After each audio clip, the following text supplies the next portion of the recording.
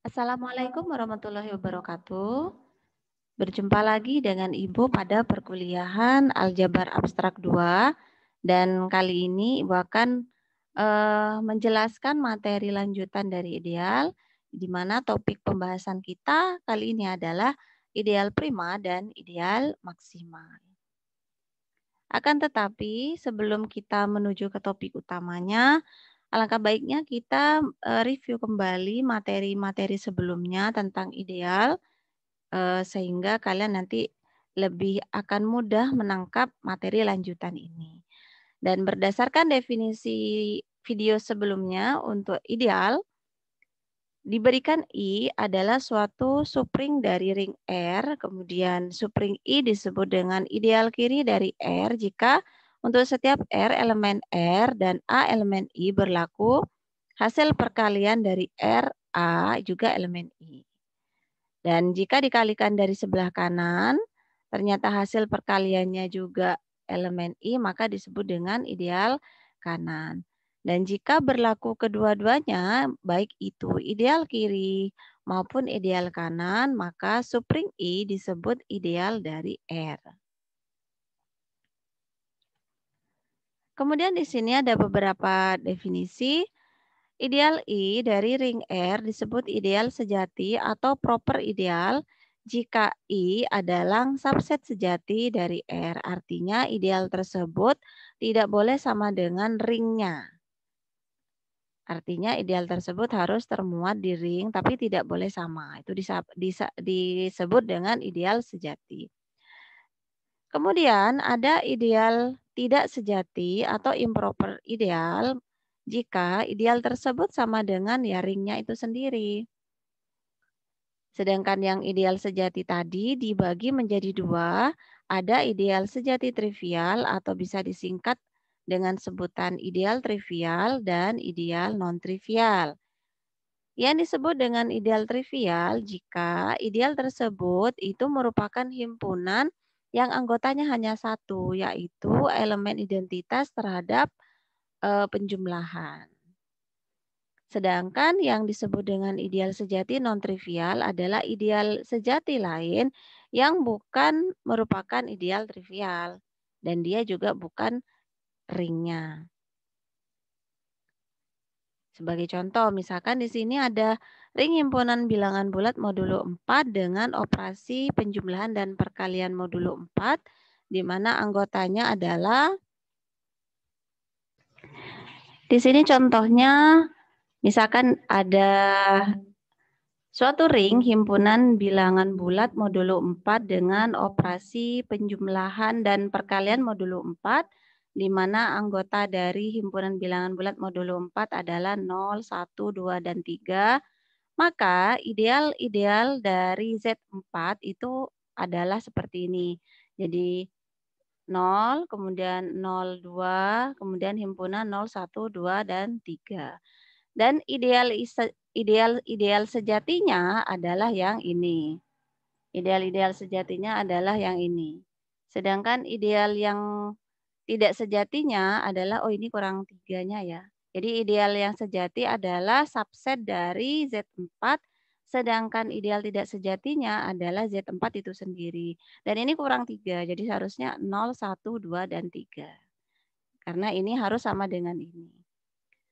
Kemudian di sini ada ideal trivial, 0 himpunan yang anggotanya 0 saja, ini disebut dengan ideal trivial, sedangkan ideal sejati non-trivialnya adalah 0 dan 2.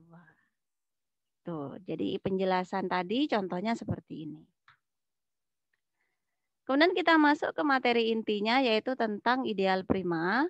Dan definisi mengenai ideal prima adalah ideal prima I dari suatu ring komutatif R disebut ideal sejati dari R jika untuk setiap, oh salah ini ya, Ibu ini kalimatnya seharusnya ideal prima I dari suatu ring komutatif R adalah gitu ya. Ini adalah, nanti Ibu ganti. Adalah ideal sejati dari R jika untuk setiap AB elemen R dan hasil perkalian AB itu elemen I, maka berlaku A elemen I atau B elemen I. Ya, kalau atau berarti dia boleh kedua-duanya ya, atau salah satunya. Dan maksud dari definisi ini bisa disajikan dari contoh ini. Jadi misalkan di sini ada suatu ring bilangan bulat Z dengan operasi penjumlahan dan perkalian, maka ideal PZ adalah suatu ideal prima dengan syarat P-nya adalah bilangan prima. Sebagai contoh misalkan ideal bilangan prima itu kan banyak.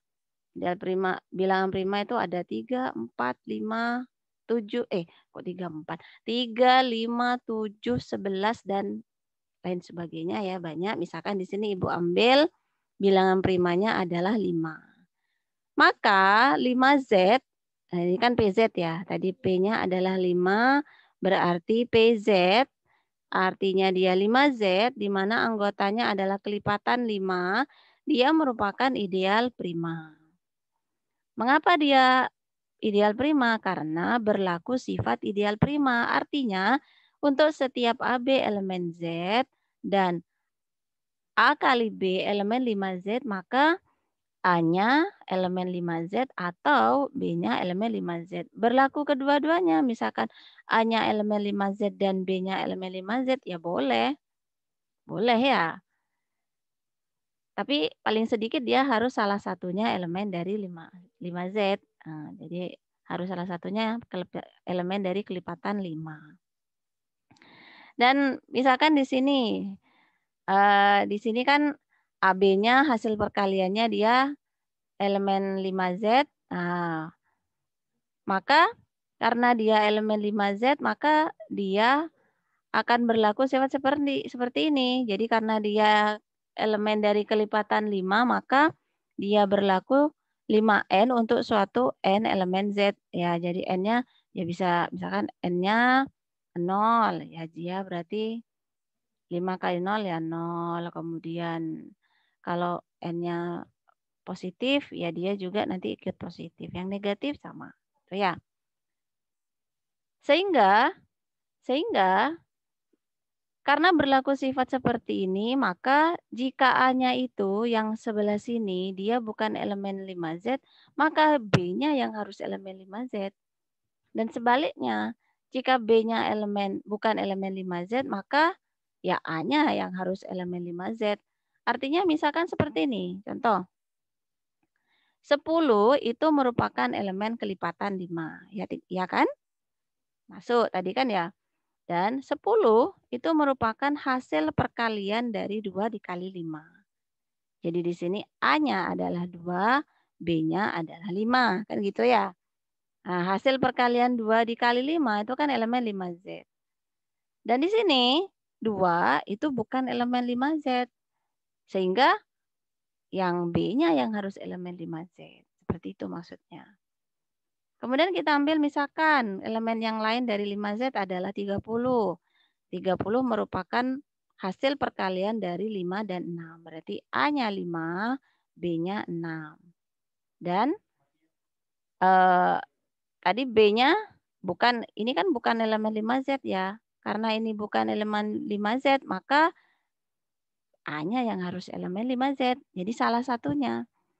Kalau misalkan dua-duanya elemen 5Z, ya boleh. Misalkan berapa? 5 dengan 15. Hasil perkalian 5 kali 15, itu 45 juga elemen kelipatan 5. Jadi paling tidak, syaratnya itu harus salah satunya. Salah satunya itu harus elemen dari 5Z. Dan secara umum tadi harus elemen dari ideal prima tadi. Tuh. Misalkan ini ada contoh 2, contoh berikutnya. Nah, perhatikan ring bilangan bulat modulo 12, di mana anggota-anggotanya adalah 0, 1, 2, 3, 4, 5, sampai 11. Kemudian semua ideal sejati dari Z12 adalah himpunan yang dibangun oleh 2. Artinya himpunan yang dibangun oleh 2 itu adalah 2 dikali semua elemen ini. Artinya misalkan gini, kalau himpunan yang dibangun oleh 2 itu berarti kalau 2 dikali 0, 0 ya. 2 dikali 1, 2. 2 dikali 2, 4. 2 dikali 3, 6. 2 dikali 4, 8. 2 dikali 5, 10. 2 dikali 6, 12. Tapi kan modulo 12 berarti jadi 0 lagi. Nah, sama seperti ini. 2 dikali 7 kan 14. Tapi karena modulo 2 berarti jadi 2 lagi. Nanti ini akan kembali ke ini lagi. Ini namanya elemen yang dibangun oleh 2. Sama halnya dengan elemen yang dibangun oleh 3. Dengan cara yang sama boleh ini kalikan satu-satu. Jadi 3 kali 0, 0. 3 kali 1, 3. 3 kali 2, 6. 3 kali 3, 9. 3 kali 4, 12. Karena modulo 12 kembali ke 0 lagi. Yang himpunan dibangun oleh 4 sama. Jadi 4 dikali 0, 0. 4 dikali 1, 4. 4 dikali 2, 8. 4 dikali 3, 0 lagi. Kembali ke sini, nanti berulang. 6 pun demikian. Jadi 6 dikali 0, 0. 6 dikali 1, 6. 6 dikali 2, 12. Tapi balik lagi ke 0 karena modulo 12. Dan himpunan-himpunan yang dibangun oleh 2, 3, 4, 6 itu merupakan ideal sejati dari Z12. Di mana himpunan yang dibangun oleh 2 dengan yang dibangun oleh 10 itu elemennya sama. Yang dibangun oleh 3 dan yang dibangun oleh 9 itu elemennya sama. Yang dibangun oleh 4 dan yang dibangun oleh 8 elemennya sama. Bisa dilihat tadi bahwa ideal trivial dari Z12-nya adalah ini. Tadi ya, jadi himpunan yang dibangun oleh 0 ya 0 sendiri, jadi elemennya adalah 0 saja. Yang merupakan elemen identitas dari Z12 terhadap operasi penjumlahan. Tuh. Sehingga kita bisa mencari ideal prima dari Z12. Nah, ketemu di sini satu, bahwa himpunan yang dibangun oleh 2, yang anggotanya adalah ini kan tadi adalah ideal sejati dari Z2. Ini sekaligus merupakan ideal prima dari Z12. Karena untuk setiap AB elemen Z12, hasil perkalian A kali B itu elemen dari himpunan yang dibangun oleh 2 itu mengakibatkan salah satunya itu elemen dari himpunan yang dibangun oleh 2. Misal kita ambil 10. 10 ini kan tadi termuat di sini ya. Nah, sedangkan 10 itu kan 2 dikali 5. Sedangkan 5 ini kan tidak ada di sini. Maka 2-nya yang harus ada di sini. Gitu.